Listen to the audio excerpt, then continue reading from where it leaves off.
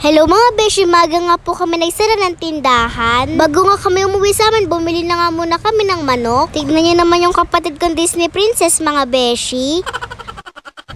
Buti na nga lang meron din tinda ditong dahon ng sampalok. Magluluto po kasi ako ng sinampalukang manok mga beshi. Tinuturuan na nga po ako ni mama magluto. Ito na nga po yung update sa terrace namin. Meron na nga pong first coat. Bari si mama nga po nag-iwan ng mga pangrekado. Sino ba naman hindi sisipagin magluto kapag ganito kaganda yung kusina? Sana all. Naglagay na nga po ako dyan ng mantika. Pagkatapos ginisa ko na nga bawang at sibuyas. Sinunod ko na nga pong igisa yung luya at sile. Mag-add pa nga po mamaya na isang sile. Gusto po kasi namin yung maanghang. Sa mga hindi nga nakakalam, mahilig nga po ako sa maanghang mga beshi. Nag-add pa nga ako ng mantika at lumabas na nga yung aroma. Nilagay ko na nga yung manok. Diglagay na nga po ako ng patis habang ginigisa para nga po mas lalong lumasa. Di nga po ako naglagay ng kamatis pero depende nga po yun sa inyo. Naluto si Ate Teya.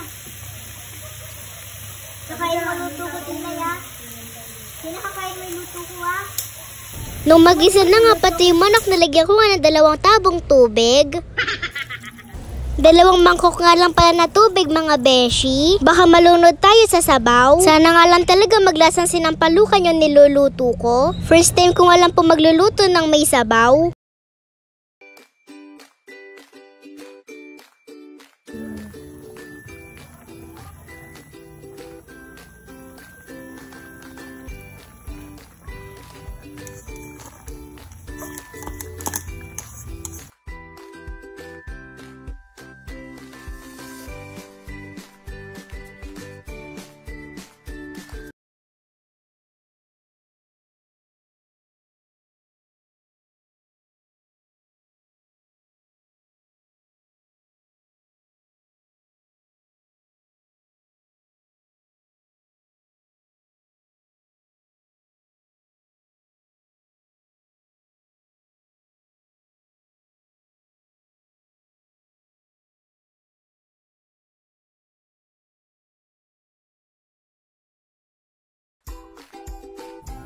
Arigo, napakainit.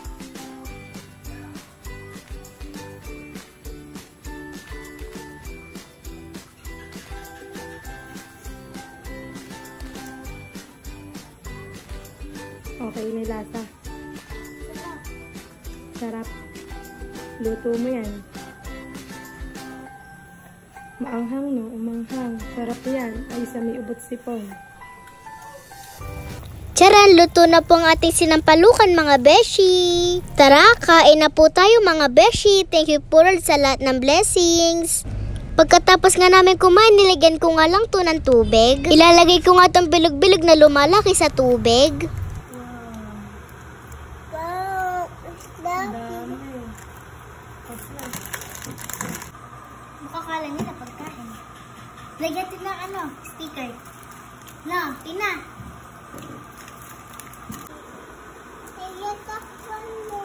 Wait lang. Dali, lalagyan natin. Ibababad ko nga lang magdamag. Bukas sa umaga ko siya titignan.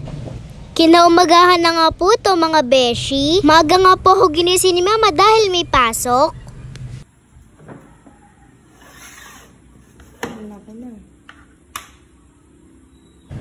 Ang galing nga po dahil lumaki nga talaga siya sa tubig. Parang ang sago. Hindi ko nga alam kung ano nga'y tawag dito. Habang naliligo na nga po ako, ginagayak na nga po ni mama yung mga baon ko. Kapag marami nga po time, ginagawan nga po ako ni mama ng bento baon. Umuulan nga kaya nag-commute na nga lang po kami nila mama. Dito lang pala sa gawin namin umuulan. Dahil pag nagpas namin sa eskwelahan ng Tibagan, wala namang ulan mga beshi. Na-traffic nga kami sa gawing high school kaya naman na late na nga ang beshi nyo.